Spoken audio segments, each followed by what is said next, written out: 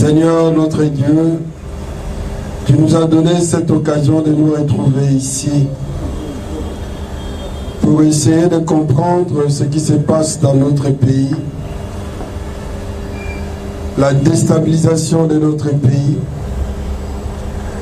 toutes ces situations de violence, de guerre,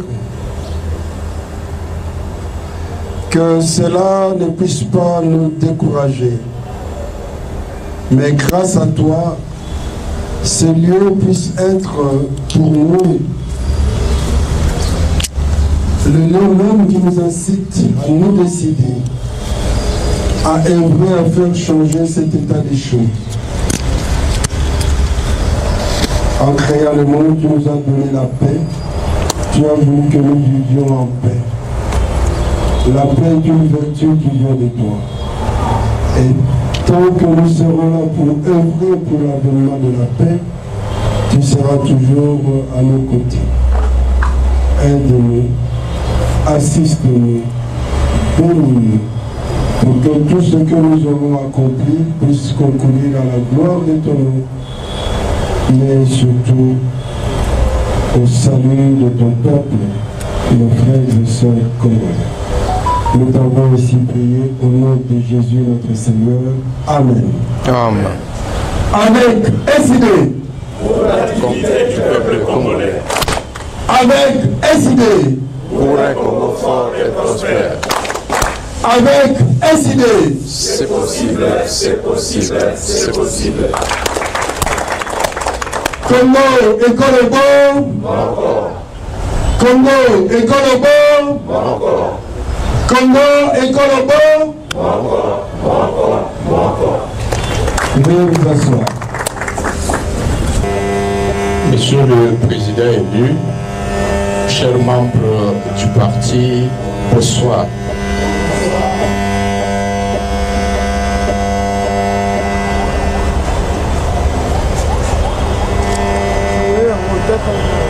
Ils sont à nouveau cette opportunité créée par le bureau national de notre parti pour que chaque mardi nous puissions nous retrouver en ces lieux pour faire le point de la situation sécuritaire dans notre pays, conformément à la résolution adoptée lors de notre congrès tenu à Kisangani de cette année, d'après laquelle le parti s'engageait à faire régulièrement la situation, le monitoring de la situation sécuritaire, non seulement dans la partie Est, mais également dans l'ensemble des provinces de notre pays, parce que cette situation de stabilité ne cesse de s'étendre. Nous sommes le 20 décembre 2022. Théoriquement, selon le calendrier de la CENI, nous sommes à 365 jours de la tenue de l'élection présidentielle, mais également des élections législatives en vue de l'effectivité de l'alternance. Curieusement, à 365 jours de la tenue de ces élections et à 5 jours du lancement des opérations d'enrôlement dans la zone opérationnelle 1, c'est-à-dire la partie ouest de notre pays, la situation sécuritaire dans la plupart des provinces de notre pays, particulièrement à Ituri au nord Kivu, mais également dans le Maïndombe, à Kwilu, mais également dans la commune de Maluku déjà, la situation présente l'image de l'existence de l'État. Au cours de la présente communication, nous allons particulièrement focaliser notre attention sur la situation qui prévaut dans le territoire de Rutshuru, Nyiragongo et à Goma, mais également la situation qui prévaut en ville de Boutemo sous la menace de ZADF. Sans oublier, bien entendu, la situation telle qu'elle se présente à Bunia, à Djougou, à Irumu. Notre communication sera subdivisée en 3 points. D'abord, la question du M23, territoire de Rutshuru, Nyiragongo et Goma. En deuxième point, nous allons parler de la question des ADF et la situation en ville de Boutemo, en territoire de Beni et Irumu. En troisième lieu et dernier lieu, nous allons nous atteler sur les comportements des institutions du pouvoir en place face à cette situation sécuritaire dramatique. Alors, premièrement, la question du M23 et la situation en territoire de Rutshuru et de Nyiragongo. Pour rappel, les premières offensives menées par les terroristes du M23 avec leur maître, l'armée rwandaise, ont eu lieu en date du 8 novembre 2021, soit au 186e jour de l'instauration de l'état de siège à province du Nord Kivu et de l'Ituri. En date du 13 juin 2022, soit au 401e jour du fameux état de siège, la ville de Bunagana, à territoire de Rutshuru, est passée sans combat sous contrôle des terroristes du M23. À ce jour du 20 décembre 2022, l'occupation de Bunagana par ces terroristes totalise 188 jours, sous un joug pénible pour les populations de Bunagana.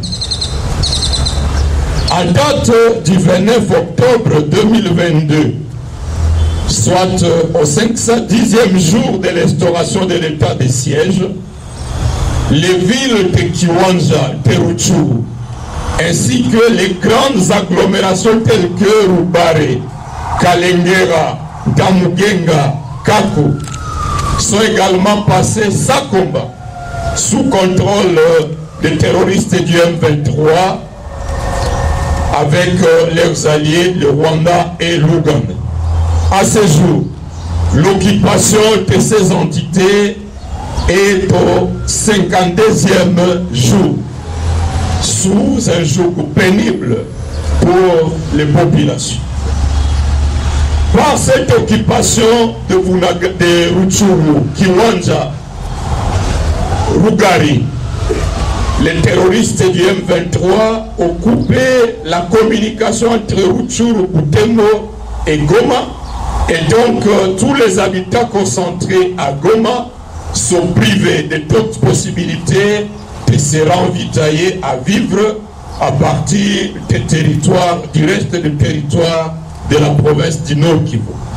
D'où la flambée de prix des denrées alimentaires à ville de Goma et les conditions de vie difficiles.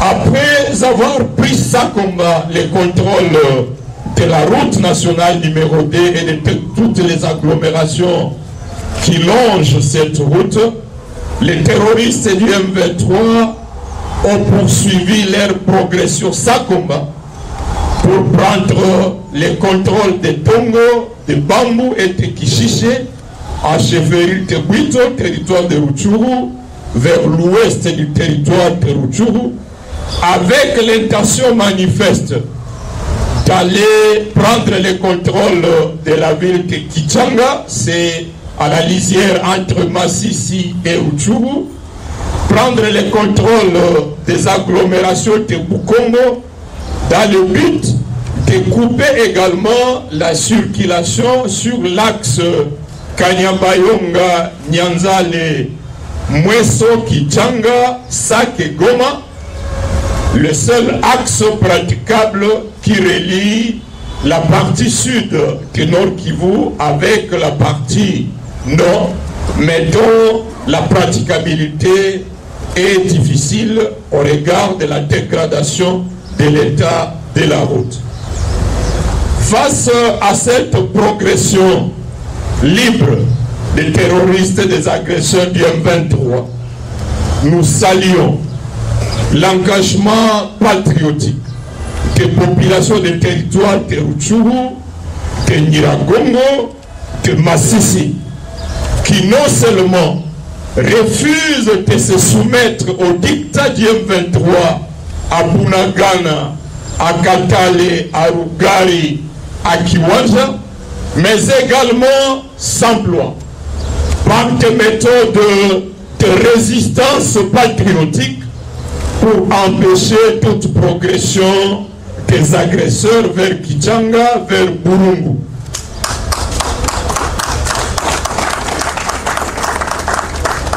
Malheureusement, en représailles à cette résistance populaire, les terroristes des M23 s'illustrent par des représailles particulièrement meurtrières.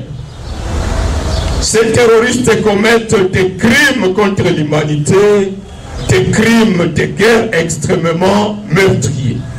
C'est ainsi qu'en date du 29 novembre et du 30 novembre, les gens du M23, avec leurs alliés, l'armée rwandaise, ont perpétré un massacre de plus de 250 Congolais à Kishiché. Simplement parce que la population s'était montrée hostile à la présence du M23 et à représailles donc, plus de 250 compatriotes congolais ont été sauvagement massacrés. Nous exigeons que de toute urgence, des efforts soient menés pour chasser les M23 de toutes ces zones, afin qu'une enquête indépendante soit menée, parce que nous avons appris comment le Rwanda se donne les kilos de dépêcher des journalistes à Kishiché afin de produire des rapports mensongers pour contredire non seulement les rapports produits par le Bureau conjoint des Nations Unies aux droits de l'homme, qui a documenté l'assassinat d'au moins 131 civils et l'enlèvement d'au moins 69 autres civils. Ça dépasse déjà le 200. Donc il faut qu'une enquête indépendante soit menée, mais à l'absence de ces terroristes du M23. Et cela exige de l'urgence avant que ces gens-là ne s'emploient à faire disparaître les traces de ces crimes. Au même moment, au cours de leur meeting tenu le week-end dernier à Dongo, les terroristes du M23 ont lancé des menaces d'après lesquelles tous les hommes que ces terroristes retrouveraient dans la ville de Kichanga et dans l'agglomération de Burungu, tous les hommes seraient tués parce que, disent-ils, c'était là que parte la résistance pour empêcher leur progression. Ces menaces ne sont pas à prendre à la légère, d'autant plus que, comme nous allons le démontrer, les FATC manifestent une certaine attitude de trêve depuis la publication du fameux communiqué de Rwanda du 23 novembre de cette année que le président élu a dénoncé le contenu.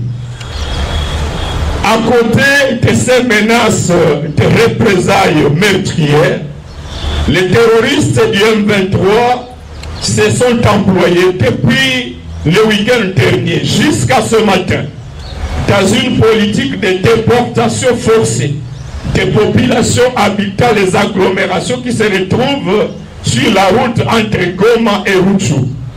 Ils ont contraint à la déportation les habitants de Katale, les habitants de Biruma, les habitants de Rumangabo, au motif que par la présence de ces populations dans leurs habitations, la résistance des patriotes surprend instantanément ces terroristes et ces agresseurs pour gêner leur présence sur le sol congolais. Et ces terroristes amènent nos populations loin de leurs champs, loin de leurs maisons. Et que certains habitants qui ont tenté de retourner vers leurs champs ont été tués. Comme pour dire que l'objectif, l'intention manifeste déjà du M23 serait de contraindre ces populations à mourir de famine loin de leurs champs. Au même moment, les gens du M23 s'emploient à piller systématiquement les récoltes dans les champs des habitants et des camions emportent des tonnes de haricots pour être vendus sur le marché en Ouganda et au Rwanda. Ils cassent également les portes et emportent les fenêtres sur les maisons abandonnées par les habitants, pillent les boutiques, pillent le bétail pour réduire nos populations à la précarité. Entre autres conséquences, nous avons enregistré jusqu'à ce jour des milliers de déplacés de guerre qui sont concentrés dans le cas des déplacés de Kanyaruchinya et de Tobosco au nord de Goma. Le week-end dernier, une épidémie de choléra a été déclarée dans ces camps. Et quotidiennement, la dynamique Goma actif qui s'emploie à apporter de la bouillie et une assistance des volontaires à ces populations déplacées enregistre une moyenne d'au moins 15 décédés par jour. C'est une situation dramatique. Au même moment, conformément au calendrier publié par la CENI, les opérations d'enrôlement des électeurs sont censées commencer dans la zone opérationnelle Est, comprenant le Sud Kivu, le Nord Kivu, les Turi, les Bazouélé, le Maniema et la province de la Tchopo. Ces opérations sont prévues pour le 12 février de l'année prochaine, y compris pour Nyiragongo et pour Rutshuru. Or, comme nous le savons, c'est du résultat de l'enrôlement que va dépendre la possibilité de voter en mars prochain la loi portant répartition des sièges à vue des élections prévues pour le 20 décembre 2023. À moins qu'il n'y ait une volonté cachée d'exclure Nyiragongo et Rutshuru des élections prochaines, il est impérieux qu'avant la fin de janvier 2023, ce territoire ait été libéré pour que nous ne vivions plus ce que nous avons vécu aux élections de 2018, où nous avons vu nos compatriotes de Yumbi, de Butembo et de Beni être exclus des élections, ce qui est inacceptable. Or, comme je l'ai dit, nous observons une situation de trêve dans les chefs de FARDC. Cette situation de trêve signifie que le pouvoir de M. Félix a choisi de s'inscrire dans la logique du processus de Luanda et de Nairobi. Processus de Luanda qui prévoit à la fin de route du 23 novembre 2022, entre autres, la mise en œuvre de la fameuse feuille de route de Kigali du 28 octobre 2019, feuille de route de Luanda qui prévoit également la question de la création des conditions du retour des prétendus réfugiés congolais basés au Rwanda. Ces deux questions sont dangereuses pour l'avenir de la nation. D'abord, la fameuse feuille de route de Kigali du 28 novembre, du 28 octobre 2019, par laquelle le délégué de M. Félix avait convenu avec les gens du M23, sous la médiation du Rwanda, convenu de l'intégration militaire, politique de ces combattants M23 précédé par l'amnistie. Nous saluons ici la vigilance du peuple congolais.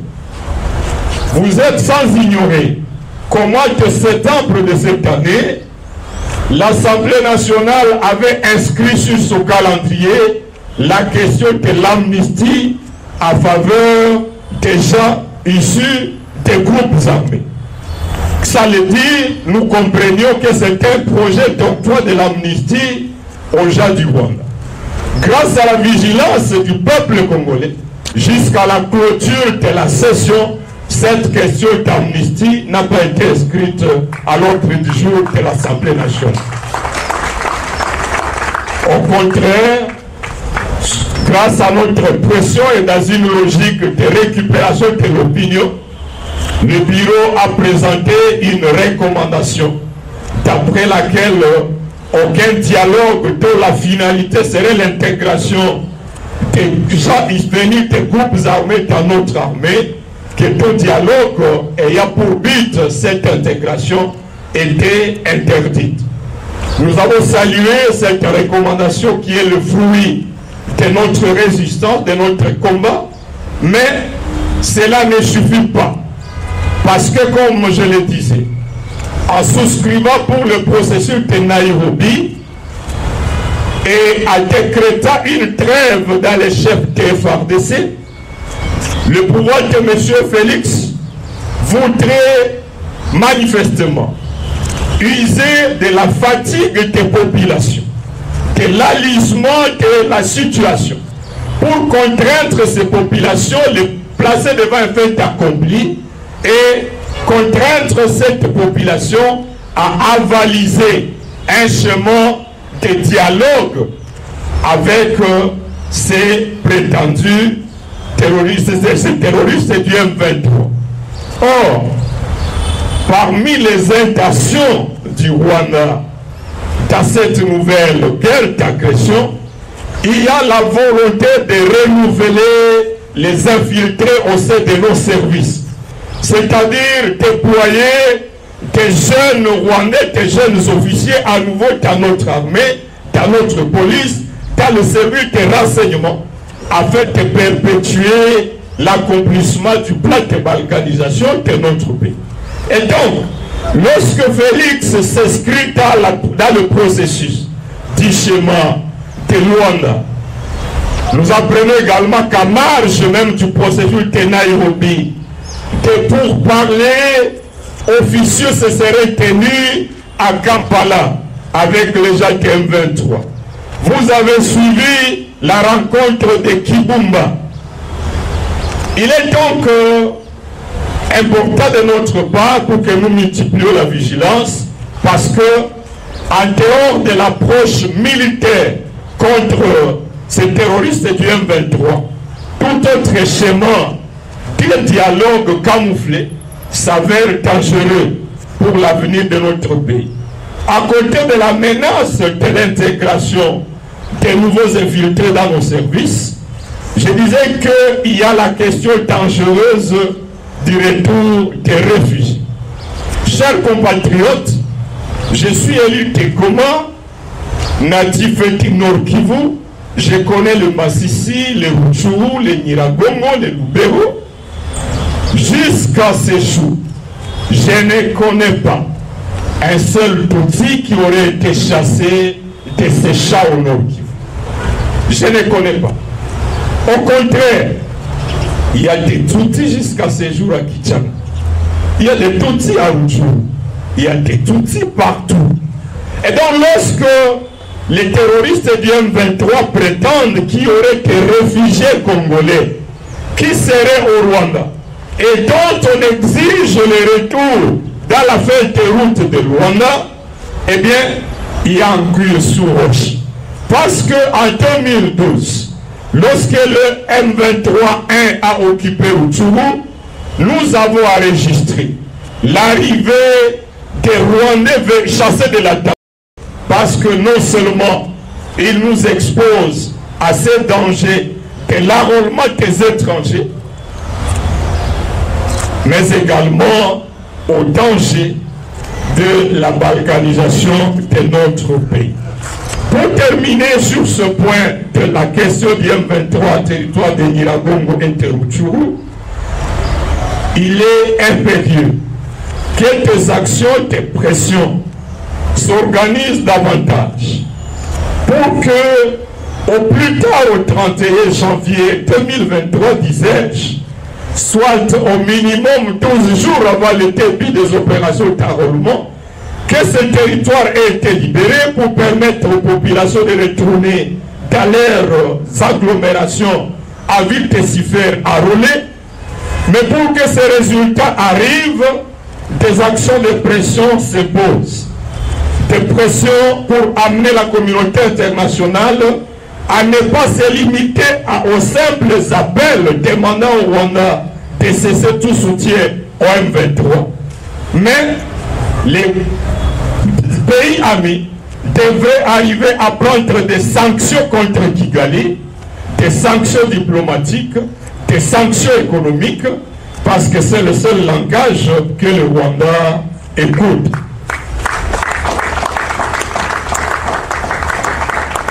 À côté de cette pression vis-à-vis de la communauté internationale, une pression plus forte devrait être exercée sur le pouvoir à place pour l'amener à abandonner ces jeux de cache-cache derrière le processus de Luanda et de Nairobi, doter les FARDC de moyens suffisants pour que, avec la résistance populaire qui montre déjà ses preuves, les FARDC libèrent rapidement ces entités le plus rapidement possible et que l'enrôlement des électeurs s'y déroule sans embâche.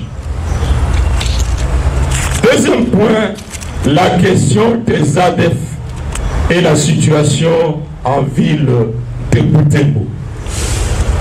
Alors que l'attention de l'opinion publique nationale et de la communauté internationale est focalisée sur la menace que représente les M23 contre la ville de Goma, les ADF agissent de manière plus intense depuis un temps à ville de Butembo, et si une vigilance nationale plus active n'est pas mise en action, nous risquons d'être surpris que l'ennemi prenne les contrôles de Butembo, craignant plus que les contrôles de Goma ne lui attirent une mobilisation plus forte.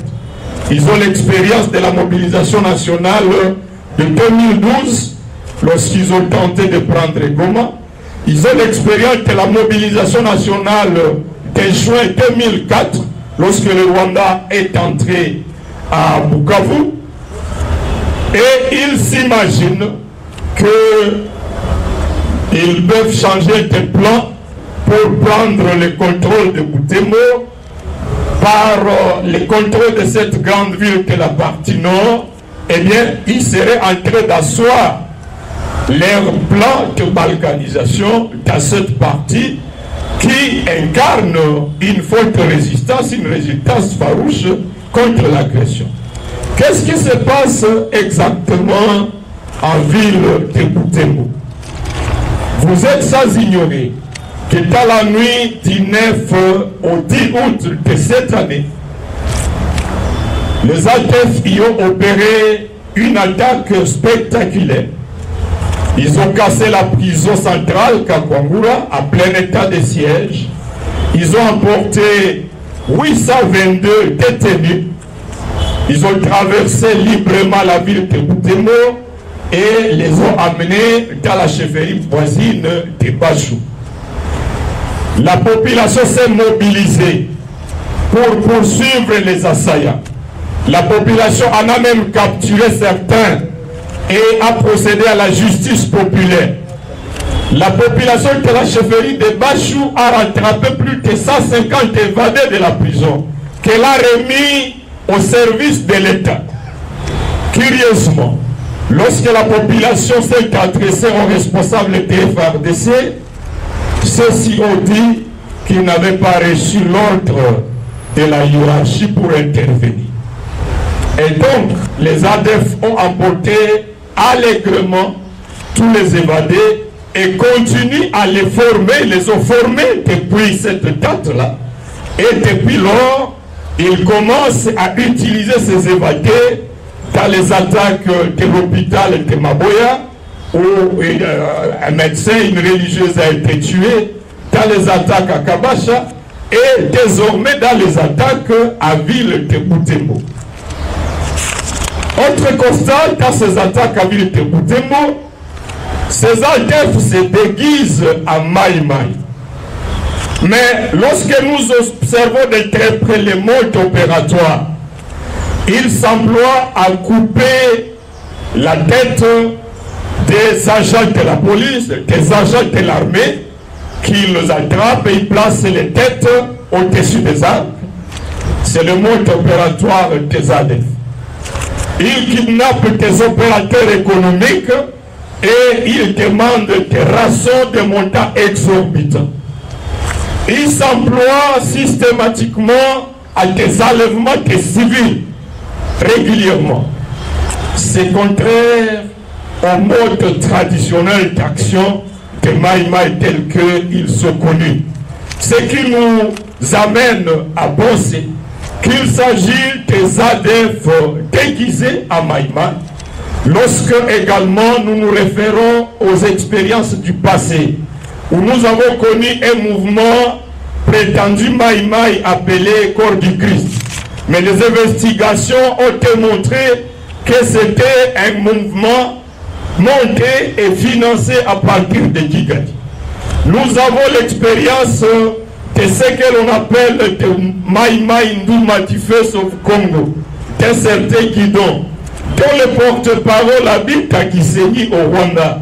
Et des preuves sont irréfutables d'après lesquelles c'est un mouvement à la solde de Kigali. Nous avons connu dernièrement un mouvement appelé Maïmaï Kandenga, territoire de Mambasa à Ituri, qui était entretenu par des ADF et qui se déguisait donc à Maïmaï, mais qui étaient des supplétifs des ADF.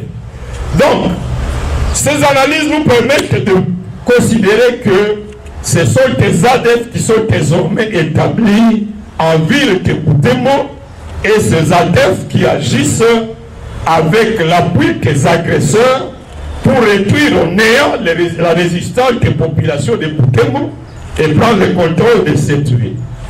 Paradoxalement, les unités FARDC déployées dans la ville de Butembo en représailles utilisent des méthodes caractérisées par une indiscipline notoire, des actes délibérés dont manifestement l'objectif est de dresser la population contre l'armée, afin que par cet antagonisme entre la population et l'armée, les ADF trouvent un chemin tout libre pour accomplir leur mission.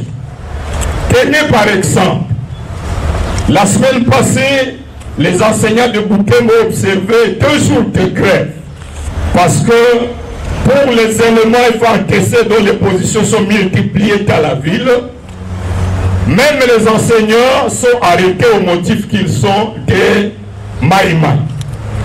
Depuis hier, les chauffeurs de taxi-moto observent un mouvement de grève dans la ville et dans toute la partie de Lubero et de Beni. Parce que lorsqu'un chauffeur de taxi-moto amène un militaire sur sa moto et qu'il exige aux militaires de payer, le militaire se retourne contre les chauffeurs de taxi-moto, l'arrête, l'amène au cachot et on exige une amende de 500 $ pour le libérer sous prétexte qu'il s'agit d'un Maïmaï. Des cas de viol sont enregistrés dans plusieurs communes, dans plusieurs quartiers de la ville de Butembo. Des habitants fuient des quartiers parce que toute la population est considérée comme Maïma. Plus grave, il y a une position qui s'est installée dans le cimetière de Kitatumba, ville de Butembo. Des militaires prennent les croix sur les tombes pour les utiliser comme boîte de chauffage. Une profanation révoltante des tombes. Ils prennent les briques sur les tombes pour les utiliser à construire leurs abris. Et pour la population, c'est une provocation délibérée. Manifestement, il y aura un plan pour provoquer une guerre civile avec Butembo, pendant que l'attention de toute l'opinion nationale est focalisée pour mettre en échec le M23 et l'agression rwandaise dans la partie sud. Comment peut-on comprendre qu'au même moment, une situation paradoxale soit entretenue dans la même province pour dresser la population contre sa propre armée? Et curieusement, l'auditorat militaire et tout le système de la justice militaire ne fait rien pour intervenir, sanctionner les indisciplinés. Il n'y a aucun système de sanctions qui est en vue. Cette situation s'avère dangereuse. Au même moment, il est vrai, on continue d'enregistrer des tueries à territoire de Béni. Rien que pour la semaine passée, nous avons enregistré au moins 50 personnes tuées à Otomabere, à Ndalia et à Kainama. Mais la plus grande menace de ces jours réside sur la ville de Butembo, qui détournerait l'attention de l'Assemblée de la République de la menace du Rwanda lorsque cette ville viendrait à être prise sous le contrôle des ADF. Enfin, la situation n'est pas différente à Bunia.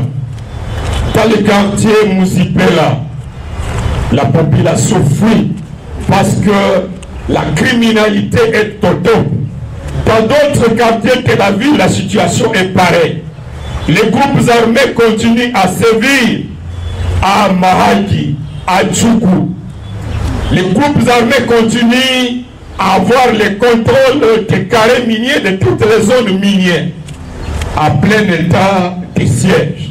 Et cette situation, comme vous le savez bien, s'est étendue pour se manifester depuis beaucoup de temps maintenant. D'abord à Kwamut, dans le Maïndomé, la situation s'est étendue dans la province du Kwilu, et Kinshasa n'est pas épargné avec ce que nous apprenons dans la commune de Malou. C'est dire, chers compatriotes, comme je l'ai dit à l'introduction, qu'à 365 jours que la tenue des élections telles que prévues par la CENI, la République démocratique du Congo se retrouve dans une situation de chaos organisé. Dernier point du comportement du pouvoir en place face à ces chaos. J'ai observé les comportements du gouvernement de fait de M. Sama Lukonde. Et je me suis rendu compte qu'en fait, en lisant son programme d'action adopté le 26 avril 2021, sur l'axe de défense et sécurité, la toute première action de son gouvernement consistait à procéder à la pacification de la partie est de la RDC. Et pour ce faire, il a prévu dans son programme l'instauration d'un état d'urgence sécuritaire. Comme si cela ne suffisait pas, au lieu d'un état d'urgence sécuritaire, le pouvoir de M. Félix a instauré un état de siège dans l'amateurisme absolu. Le bilan de cet état de siège à ce jour est pire que les raisons pour lesquelles la même majorité parlementaire avait procédé au départ du gouvernement Ilukamba.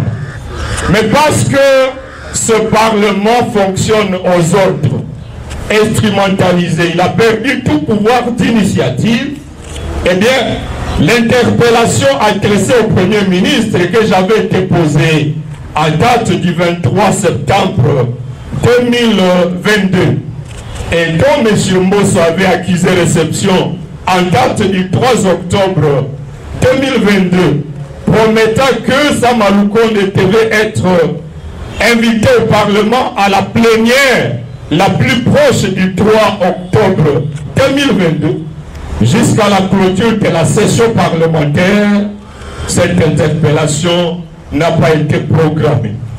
Bien au contraire, ils se sont employés à un acharnement autour de la question dénoncée par le président, la question de la rémunération et du train de vie des institutions. Donc, non seulement le gouvernement est plus défaillant que jamais, mais également le Parlement, qui fonctionne aux ordres, est incapable de les sanctionner, sinon aucune raison sur le plan de la question défense de l'intégrité territoriale, aucune raison ne justifierait le maintien en place de ces gouvernements.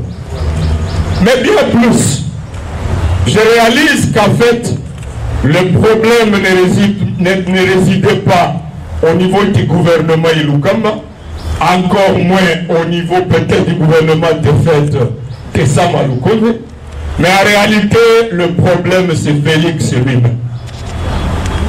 Parce que, d'abord, dans ce fameux programme de 100 jours de 2019, sa priorité résidait ailleurs, dans les maisons préfabriquées autour desquelles ils ont détourné des millions, dans la construction des sauts de moutons, sous prétexte desquels des millions ont été détournés. La question de la sécurité de la partie est de la RDC et de l'ensemble du territoire, la question de la montée en puissance des FARDC a été absent, totalement absent du fameux programme d'urgence. Contrairement aux 100 mesures urgentes présentées dans le programme du président élu. Et pour ça, nous pouvons applaudir notre président pour cette vision éclairée. En second lieu, en lisant le programme que son gouvernement FCC cache sous Iloukama, il est vrai, comme pour un slogan, la question de la pacification de l'Est a été inscrite comme premier pilier de l'action. Mais dans le fait, dans le concret, dans l'affectation des ressources et du budget, rien n'a été fait. Jusqu'à ce que les gens de la majorité eux-mêmes, en lisant le mémo, la motion de censure contre Iloukama, ils ont dit eux-mêmes que la situation était devenue pire. Le gouvernement Sama Lukonde, comme je venais de le dire, même chose. Parmi les faits qu'il convient de relever dans la conduite amateuriste de pouvoir par M. Félix, je note personnellement d'abord le manque de volonté à faire de la montée en puissance des FARDC la priorité de priorité. À titre illustratif, le budget 2023 est fixé à environ 16 milliards de dollars. Au même moment, la loi de programmation militaire présente un état de besoin d'environ 5 milliards pour assurer la montée en puissance des FARDC. Nous avons pris la parole à l'Assemblée pour dire, déjà avec le budget de 10 milliards de 2022, le train de vie des institutions à un niveau inacceptable, des dépassements de rémunération à tous les niveaux, de plus de 1400%.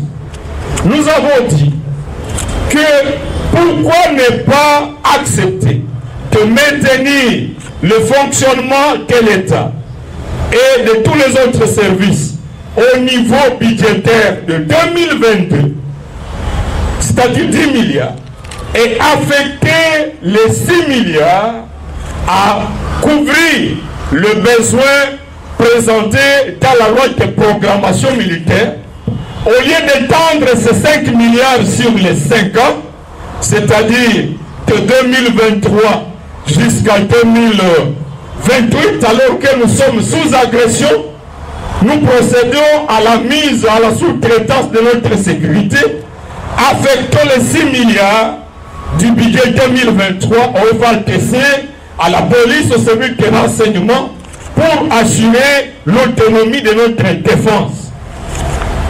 Parce que le pouvoir n'a pas la volonté, eh bien, cette option a été rejetée. À côté du manque de volonté du pouvoir en place, il y a l'incompétence telle que le président Haï a le dénoncé dans une de ses communications lors de sa tournée en Occident. Cette incompétence s'illustre par le fait que en juin 2021, soit après 3 ans d'exercice du pouvoir, et soit 1 mois après l'instauration de l'état de siège, c'est alors que M. Félix, à partir de Goma, pleurniche à 10 ans, qu'il se rendait compte qu'on lui avait menti sur les effectifs de l'armée. C'est dire que celui qui fait office de chef de l'état des faits a réalisé 3 ans et s'est permis de décréter un état de siège. Et dans le programme de gouvernement, il a prévu qu'en exécution de cette mesure de l'état de siège, il fallait déployer le personnel suffisant dans les 2 provinces. Et 1 mois après l'instauration de l'état de siège, il se rend compte alors qu'il n'a pas d'effectif nécessaire dans l'armée. C'est une incompétence inacceptable au sommet de l'État. À côté de l'incompétence, il y a le manque de leadership criant. Au cours de la même interview de juin 2021 à Goma, il s'est plaint qu'il y avait de la magouille au sein de l'armée et qu'il était donc incapable de déboulonner cette magouille jusqu'à ce jour. Au 3e mois de l'instauration de l'état de siège, la commission défense et sécurité a mené une évaluation et s'est rendu compte que jusqu'au 3e mois, au moins 74 millions de dollars avaient été débloqués au nom de l'état de siège, mais que 80% de ces fonds avaient été consommés à Kinshasa. Jusqu'à ce jour, aucune sanction et aucun changement n'a été opéré. C'est-à-dire qu'à terme de leadership, à terme de pouvoir pour impulser les réformes nécessaires dans l'armée, dans les services de sécurité, dans la police, il est illusoire de compter sur la personne de M. Félix Tshisekedi. Enfin, le pouvoir s'illustre par une impunité sans précédent. En date du 26 avril 2021, une résolution a été votée à l'Assemblée nationale créant une commission d'enquête chargée d'examiner le détournement des fonds alloués aux opérations dans la partie est de la RDC. Parce que les opérations militaires sont devenues du business. Les militaires sont appauvris, meurtris sur le terrain, mais il n'est pas un secret pour personne de voir que des maisons en étage sont construites ça et là, déjà s'enrichissent autour des opérations. Depuis que cette résolution de la commission d'enquête a été créée, elle a été classée dans le tiroir, aucune enquête n'a été menée jusqu'à ce jour. Et face à cette incapacité, face à cette manque de volonté, la seule recette que le pouvoir en place propose, c'est le pouvoir de la sous-traitance, de la défense de l'intégrité territoriale.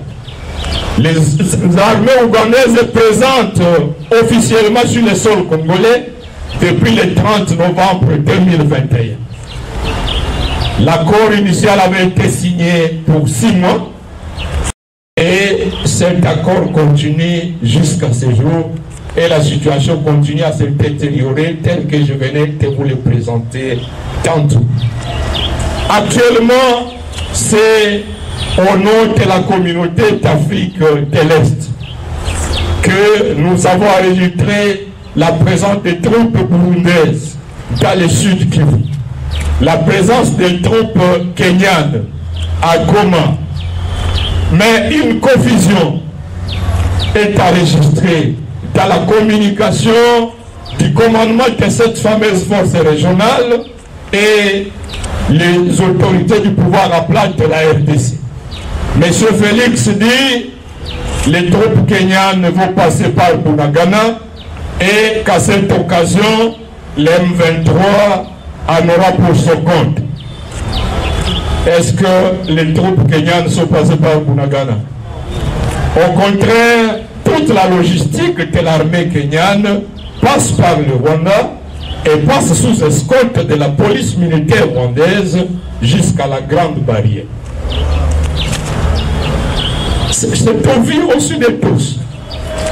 Non seulement ça, le pouvoir en place en LTC nous dit qu'il s'agira d'une force offensive pour s'attaquer au M23.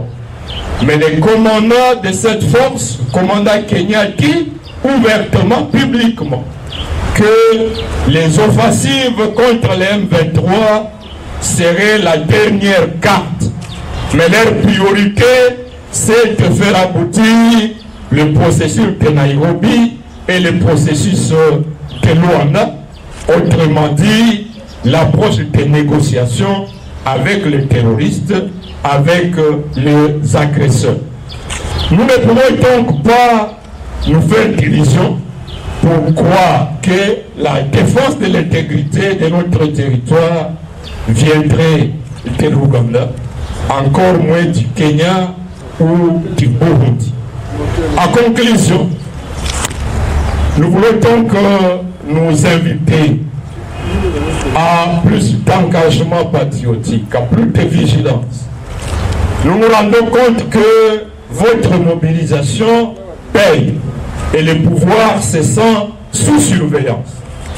Mais les résultats obtenus jusqu'à ce jour ne sont pas suffisants parce que les calvaires de nos compatriotes deviennent de plus en plus insupportables à Goma, dans les cas de réfugiés, à Rutshuru, à Nyiragongo, à Butembo, à Beni, dans l'Ituri, et comme je l'ai dit, avec ce qui se passe à la ville de Bunia. Deuxième raison de l'urgence, c'est le programme de l'enrôlement. Je voudrais poser la question de savoir si vous êtes prêts de voir les compatriotes de Rutshuru, de Nyiragongo, être exclus du processus d'enrôlement et donc des élections de 2023. Cher Banamboka décidé, êtes-vous prêt à accepter que Nyiragongo et Rutshuru soient exclus des élections à venir? Êtes-vous prêt? Merci.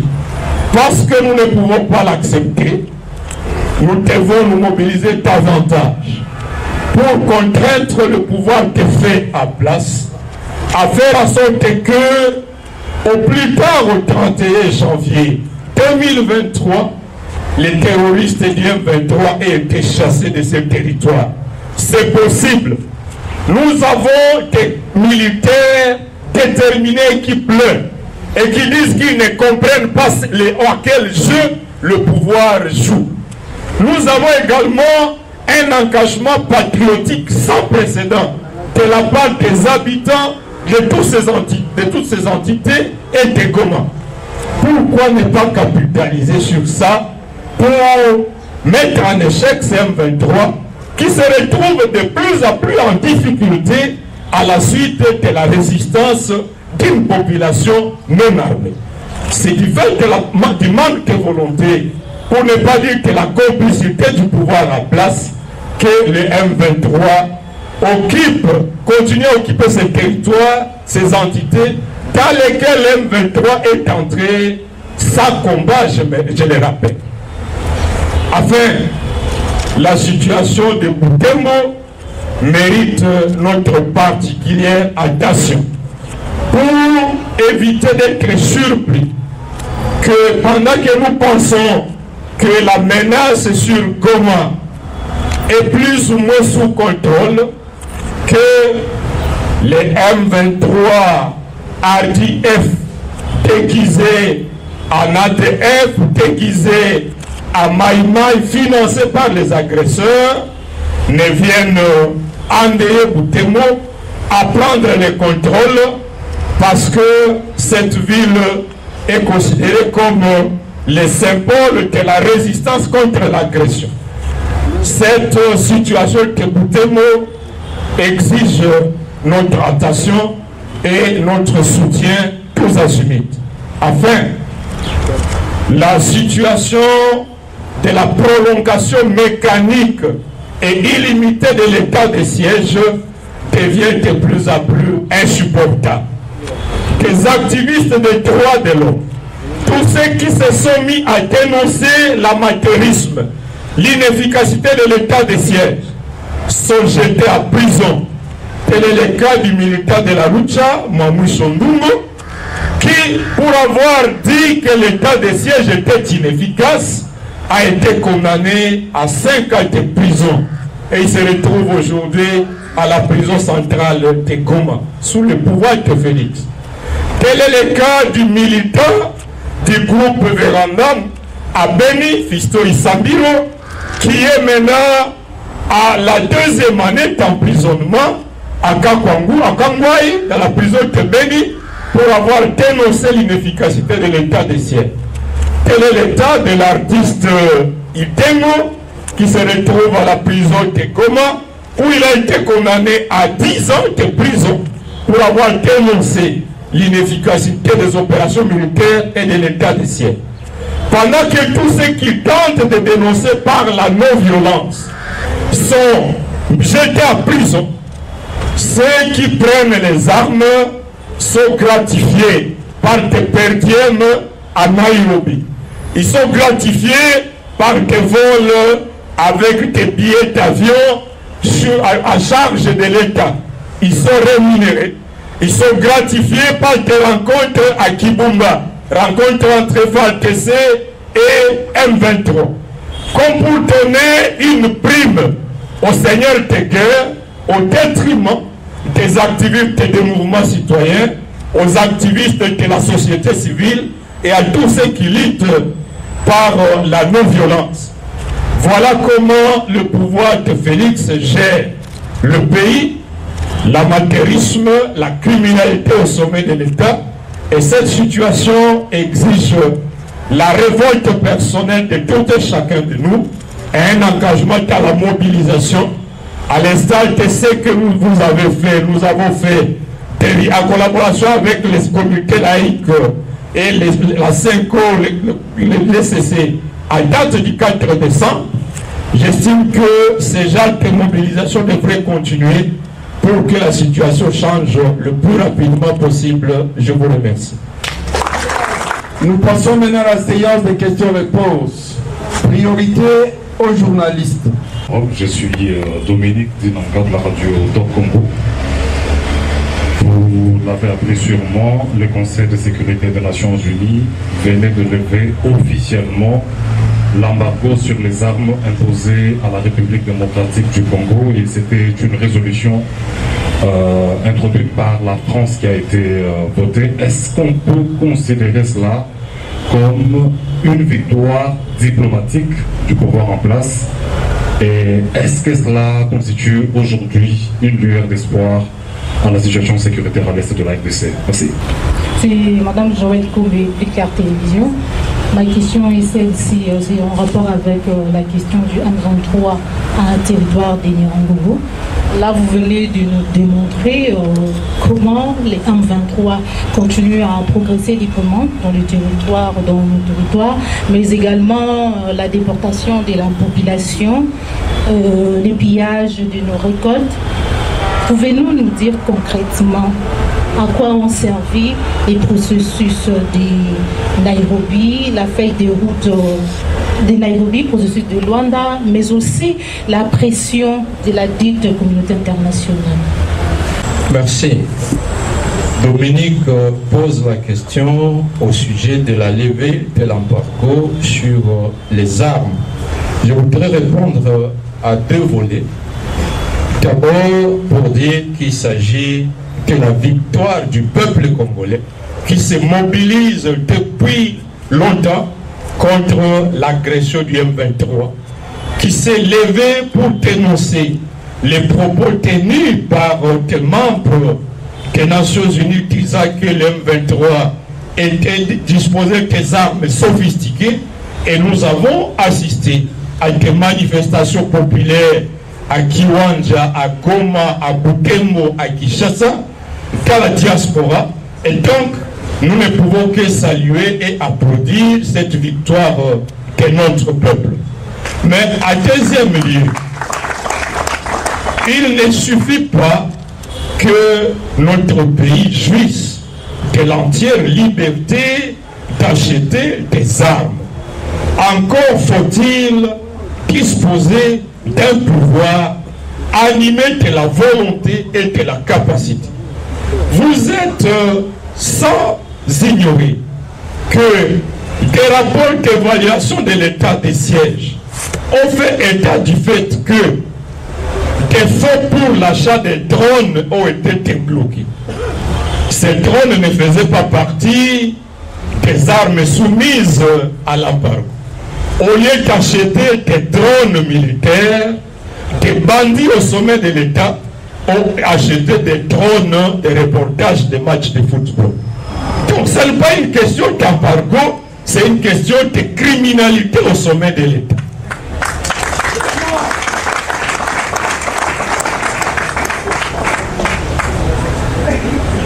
La question des effectifs fantômes, est-ce que c'est l'embargo du Conseil de sécurité qui pousse, n'est-ce pas, que le pouvoir a place que dans une unité où on aurait 1600 militaires, on retrouve 300 et que les 1300, les fonds sont débloqués, la ration est débloquée, les armes sont débloquées pour une destination inconnue. Donc, nous avons, au-delà de cette dimension diplomatique, des problèmes réels de gouvernance auxquels nous devons trouver des solutions impératives. Alors l'autre question, c'est au sujet des crimes que l'M23 continue à commettre sur nos populations à Rutshuru, à Nyiragongo. Et Madame la journaliste pose la question, à quoi aura servi le processus de Nairobi, le processus de Rwanda et la pression de la fameuse communauté internationale.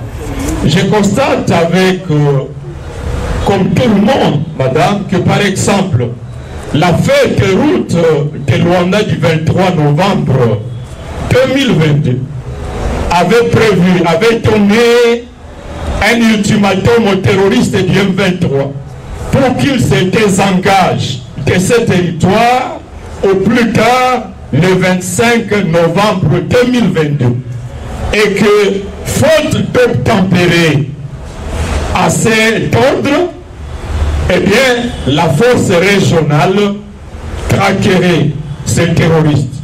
Nous sommes aujourd'hui le 20 décembre 2022. La date victoire du 25 novembre est passée. Les terroristes du M23 non seulement continuent à endeuiller nos populations dans ce territoire, mais samedi dernier, nous avons eu des informations qu'ils ont déployé à nouveau des renforts venus du Rwanda vers Tongo, vers Bamo, dans le but, comme nous l'avons dit dans notre communication, de prendre le contrôle de Kichanga, de Burungu, afin de couper toute circulation, tout trafic sur cette route difficilement praticable qui reste la seule qui relie Goma à la partie nord, avec des menaces de commettre des crimes sur les habitants de ces entités-là. Donc, et la fameuse force régionale n'est toujours pas intervenue, bien au contraire, des éléments de contingent kenyans sont plutôt affectés à ouvrir la grille de la clôture de l'aéroport international de Goma. Bon, je n'ai jamais entendu une force internationale déployée pour que les éléments s'occupent de l'ouverture de la grille des aéroports. Ce n'est pas en tout cas ça la réponse aux attentes. Donc, ce processus de Rwanda, jusqu'à ce jour, reste théorique. Le processus de Nairobi, comme je l'ai dit, a été une messe pour réunir les groupes armés. Et vers la fin de la clôture des derniers travaux, troisième round de ce processus, ils ont menacé de suspendre leur participation à la cérémonie de clôture si leur per diem n'était pas payé. Donc, aux groupes armés, on paye des per diem, mais aux activistes des mouvements citoyens qui dénoncent l'inefficacité de l'état de siège, on réserve la prison. Donc ce procès de Nairobi n'a rien apporté. La communauté internationale, comme je l'ai dit, s'est limitée à appeler le Rwanda à suspendre son appui au M23. À mon avis, c'était suffisant. Tenant compte des preuves irréfutables qui soutiennent le Rwanda dans cette agression, la communauté internationale devait prendre des sanctions diplomatiques, des sanctions économiques, des sanctions de suspension d'aide financière au Rwanda, et c'est alors que le Rwanda serait amené à retirer son armée et ses supplétifs de notre territoire, raison pour laquelle je dis que je nous appelais tous à intensifier la pression pour arriver à des résultats escomptés, étant donné que l'enrôlement des électeurs, c'est pour le 12 février, et que cet enrôlement est impératif pour que, sur Massissi, sur Rutshuru, sur Nyiragongo, la loi qui devrait être votée à la session de mars sur la répartition des sièges, que nous sachions également le nombre de sièges que nous allons briguer dans ces entités, mais ces sièges qui ne devraient pas être attribués à des étrangers sous prétexte qu'au nom du processus de Rwanda, on fait venir des réfugiés congolais. Le M23 qui est en train de chasser des Congolais de leur maison, qui est en train de procéder à la déportation, n'est pas mieux indiqué pour se prévaloir à des façeurs de la cause du retour des réfugiés. C'est inacceptable. Je suis Awa Jean de Dieu. Je viens de Goma en province Nord Kivu. Je travaille pour les comptes de Hope Channel Télévision. Je voulais poser une question à l'honorable Jean-Baptiste Kassekwa. On ne savait même pas qu'il y avait une conférence aujourd'hui. C'est en passant qu'on nous a dit qu'il y a une conférence. Il y a incessamment le gouvernement de Kinshasa qui avait dit que plus jamais on négociera avec les groupes terroristes, notamment les M23. Mais il y a récemment, la semaine passée, le commandant de la 3e zone de défense qui a été visible à Kibumba en train de négocier avec les responsables du M23. N'est-ce pas un complot contre la République honorable? Je suis Yannick Ouarangassi, journaliste aussi je viens de Goma comme mon prédécesseur. Je suis de la Nation Télévision à Goma dans le Nord Kivu. En fait, j'avais une question par rapport à la mesure exceptionnelle de l'état de siège, toujours à vigueur chez nous dans le Nord Kivu. Aujourd'hui, à Goma, comme à Butembo et à Beni, il y a 3 maires de ville. Il y a un maire à congé, il y a un maire en exercice et il y a un maire, il y a un futur maire, donc le maire qui a été nommé. Comment les cités jugent cette situation? N'est-ce pas une confusion dans ce sens-là? Merci. Je suis Josué Boulon Foubin Mikendero de Michapi West TV, c'est à Goma toujours. J'ai une question à adresser à l'honorable Jean-Baptiste Kassekwa. Comment vous trouvez la proposition de certains analystes politiques qui estiment que la RDC devait directement négocier avec le clan de puissance, à l'occurrence les pays qui ont le droit de veto, pour résoudre la question sécuritaire à l'est de la RDC. Vous êtes un homme de terrain, vous maîtrisez la situation. Comment vous jugez cette proposition des analystes politiques? Merci. De compatriotes venus de Goma, Jean de Dieu de Hope Channel soulève la question de la rencontre de Kibuma entre les terroristes du M23 et les commandements de l'armée, en contradiction totale avec les discours officiels d'après lesquels le pouvoir ne négociera pas avec les terroristes du M23. Alors nous continuons à dénoncer les jeux de cache-cache du pouvoir. Comme je l'ai dit, nous observons que sur le terrain, les FARDC se retrouvent dans une situation de trêve. La résistance contre les terroristes du M23 est organisée par la population. Raison pour laquelle le M23, par exemple sur la route Kibumba, Rugari, Katale, les M23 se mettent à organiser des déportations forcées des populations. À Kichanga, à Kishiche, à Bambou, c'est la population qui organise la résistance. Mais sur tous les axes, que ce soit Mabenga, qui ségourde la partie est de notre pays, que ce soit Kibumba, que ce soit Atongo, on n'observe pas d'offensive à vue de récupérer ce territoire-là. Et cette trêve aurait été donnée à la suite du fameux processus de Luanda. Donc, officiellement, le pouvoir dit qu'il est opposé à toute négociation avec ces terroristes, mais dans le fait, il ne fait rien pour changer la situation. Il voudrait pousser la population à la fatigue pour qu'une fois épuisés, une fois fatigués, les habitants de Goma, de Butembo, de Rutshuru commencent à organiser certaines manifestations pour dire, bon, pourvu que nous sortions de la guerre, peu importe les résultats, le reste sera examiné après. Le pouvoir joue à la complicité pour ne pas soutenir l'approche de la libération militaire de ces entités alors que c'est possible et pousser à ce qu'on lui donne l'aval à vue des négociations.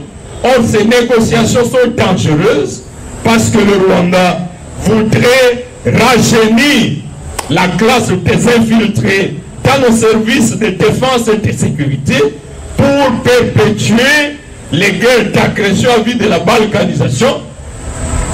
Je partageais ce matin avec un aîné qui disait qu'au cours des formations idéologiques sous l'AFDEL à Rumangabo, en 1996, quelques instructeurs rwandais disaient qu'ils ne quitteraient jamais la RDC tant que le plan de la balkanisation du Congo ne sera pas accompli.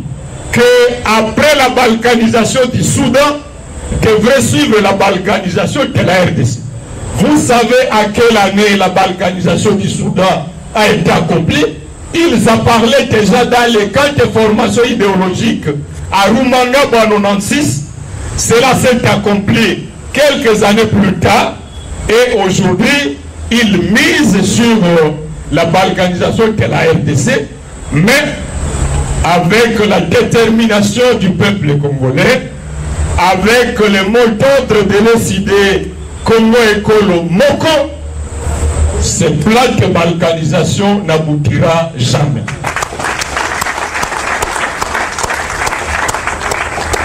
Alors notre ami Waragissi pose la question au sujet de l'état de siège. À la veille de l'instauration de l'état de siège, le président élu avait signé un communiqué pour dénoncer l'amateurisme au sommet de l'État. Cet amateurisme qui s'est manifesté dans la façon dont l'état de siège avait été proclamé. Comme je le disais tantôt, déjà dans le programme du gouvernement, il était prévu un état d'urgence sécuritaire à lieu place de l'état d'urgence. Félix a instauré un état de siège. Un mois après, alors que dans le programme du gouvernement, il prévoyait déployer le personnel militaire policier suffisant dans cette province, un mois après, il s'est écrié à Goma pour dire qu'on lui avait menti sur les effectifs militaires, c'est-à-dire l'amateurisme. Curieusement, jusqu'à ce jour, cet amateurisme continue, non seulement dans la manière dont le Parlement proroge cet état de siège de manière complaisante, sans débat, mais également dans la manière dont les choses se gèrent. Aujourd'hui, comme tu l'as bien dit, Félix a créé une situation inédite à la tête des entités sous état de siège, dans lesquelles vous avez un administrateur de territoire à congé, vous avez un administrateur militaire à fonction, et vous avez un administrateur de territoire civil récemment nommé qui attend. La même situation à la tête des mairies, la ville de Goma, la ville de Butembo, la ville de Beni, la même situation à la tête des communes. C'est révélateur de l'amateurisme au sommet de l'État. Et lorsque vous observez de très près le profil de ces nouveaux nommés, eh bien, pour la plupart, ce sont des militants des partis de l'Union sucrée, ce qui reflète le fait, pour la conception qu'ils ont de l'État, une mentalité de jouissance. Il faut nommer les membres des partis pour aller exploiter, pour aller se servir au sommet de ces entités, ce qui est inacceptable. L'urgence, c'est qu'il faut mettre le pouvoir de M. Félix hors d'état de nuit. Alors, Josué de Michapi pose la question du point de vue de certains analystes qui estiment qu'il faut négocier avec le pays, les grandes puissances qui ont le droit de veto. Pour négocier, cher ami, il faut une diplomatie efficace. Or, la diplomatie des jouisseurs à laquelle nous assistons, c'est une diplomatie de voyage, plus de temps, autant de voyages par avion, ça et là, et dont les résultats tardent à se matérialiser. Il faut un pouvoir doté de toute la légitimité, de la compétence, qui va mettre en place une diplomatie efficace, mais également les États partenaires ne peuvent nous respecter qu'au regard du sérieux avec lequel nous gérons les questions de l'État, nous gérons les questions des réformes de l'armée, mais tant que de l'intérieur, on va continuer à constater l'absence de volonté, eh bien, nous continuerons à être la risée du monde et qu'un président comme celui du Burundi peut se permettre de dire, bon, les armées de Burundi, du Sud-Soudan, du Kenya vont assurer le contrôle de Rutshuru, de Nyiragongo, de l'aéroport de Goma, en attendant que le pouvoir à Kinshasa puisse former une armée et une police parce que la RTC ne dispose pas. Non. Le point de vue, c'est qu'il faut disposer d'un pouvoir. Vous n'avez pas suivi ce propos, Tendaishimi. Donc, nous ne pouvons pas avoir une diplomatie efficace si nous n'avons pas un régime politique efficace avec des hommes et des femmes compétents à la présidence de la République, au gouvernement, des institutions, des animateurs légitimes, mais également avec le député qui décide de rester loyaux vis-à-vis de leurs électeurs, de la population, plutôt que de trahir la population et de se montrer loyal à l'égard de celui-là qui serait là pour distribuer tes palissades, pour distribuer tes postes. Et donc il faut un régime nouveau. Et c'est pour ça que nous devons lutter, plutôt que d'attendre que du mal peut sortir quelque chose de bien. Je pense que ceux qui avaient prêché ça se rendent compte qu'ils étaient dans l'erreur et qu'il faut un régime légitime, un régime des hommes et des femmes compétents, et que le pouvoir de fait qui est là, un régime de médiocre, ce régime-là devrait être mis de côté. Exceptionnellement pour les amis qui ont dit qu'ils étaient de passage, qui ne savaient même pas qu'il y avait une conférence ici. Ici, chaque mardi, à l'ECID, nous organisons ce que nous appelons le point de l'ECID sur la situation sécuritaire en République démocratique du Congo. Donc, c'est pour témoigner notre attachement à tout ce qui se passe au Congo, à l'Est, ici à l'Ouest, partout il y a problème de l'insécurité. Et comme vous êtes de Goma, donc vous êtes journaliste, vous allez prendre sans doute position où vous parlerez à travers la télévision ou la radio. Transmettez ces messages que nous sommes toujours des cœurs avec toute cette population qui souffre côté Est. Jamais on abandonnera. Et cela fait partie de l'option fondamentale de son activité politique. Je parle donc du président élu, qui ne cesse de parler de cette situation, de s'engager avec tous les partis sur les recherches de solutions pour ces problèmes. Nicodème, c'est l'exécutif provincial de Lualaba, donc qui est de passage par ici. Voilà. Avec SID,